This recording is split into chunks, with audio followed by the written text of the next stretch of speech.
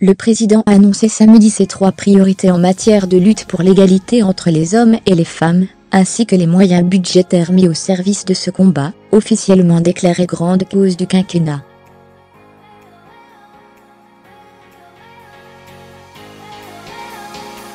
Le chef de l'État s'est exprimé samedi 25 novembre lors d'un discours sur l'égalité entre les hommes et les femmes, grande cause du quinquennat, au cours duquel il a annoncé ses 3 priorités, qui préfigurent un plan global déployé sur l'ensemble du quinquennat: l'éducation et le combat culturel en faveur de l'égalité, un meilleur accompagnement des victimes et un renforcement de l'arsenal répressif.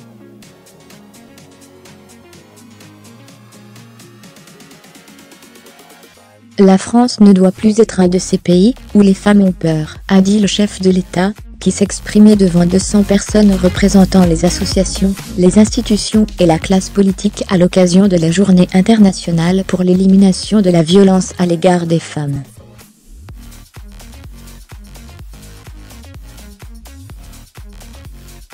Tout en dénonçant les violences faites aux femmes, le président a précisé qu'il ne voulait pas que nous tombions dans un quotidien de la délation, ni que chaque rapport homme-femme soit suspect de domination, comme interdit.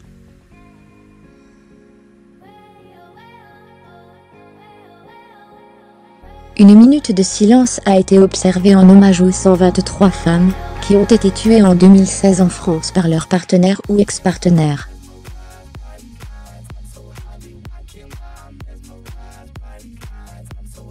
Parallèlement, des manifestations étaient prévues dans toute la France, fortement secouées depuis plusieurs semaines par l'onde de choc du scandale Weinstein.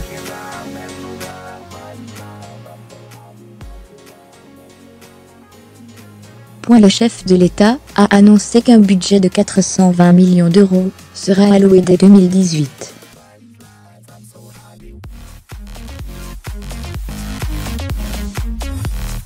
Pour le volet éducation et combat contre l'égalité, Emmanuel Macron a insisté sur la formation des professionnels de l'éducation, et ce, dès la crèche.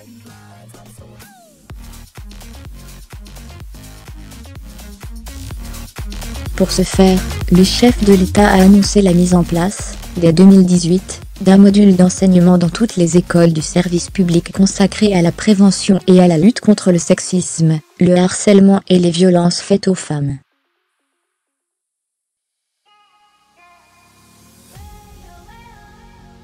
Évoquant la pornographie sur Internet, accessible aux enfants, il a expliqué que fermer les guillemets en 2018, nous devons repenser le cadre de notre régulation des contenus, en particulier les contenus audiovisuels en prenant en compte l'évolution du numérique.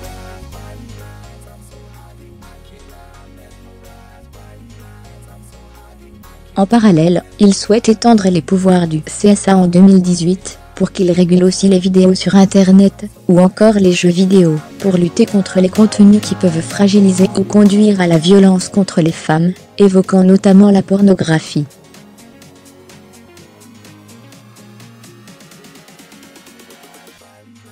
Il a aussi annoncé pour 2018 des modifications législatives, pour poursuivre ceux qui agissent sur Internet pour harceler.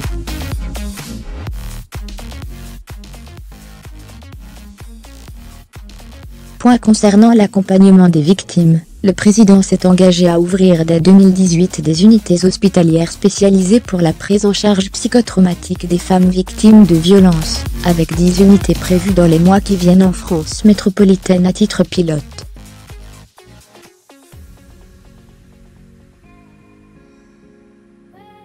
Les soins psychotraumatiques pourront être pris en charge par la sécurité sociale, a-t-il précisé.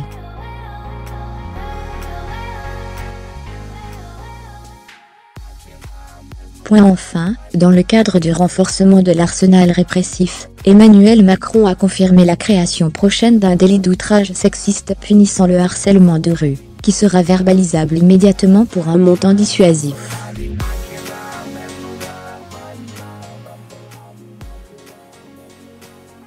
Ce délit sera une des priorités de la future police de la proximité, a-t-il ajouté, déclarant que les femmes ne peuvent pas en République avoir peur de sortir, et que la rue ne peut pas être leur enfer quotidien.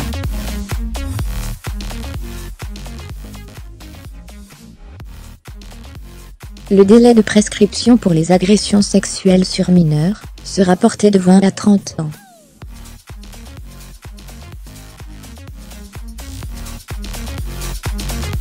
Concernant les concertations lancées sur l'âge du consentement, le président a livré sa conviction personnelle, affirmant qu'il serait juste d'aligner l'âge de la présomption de consentement sur l'âge de la majorité sexuelle fixé, dans notre droit à 15 ans, par souci de cohérence et de protection des mineurs.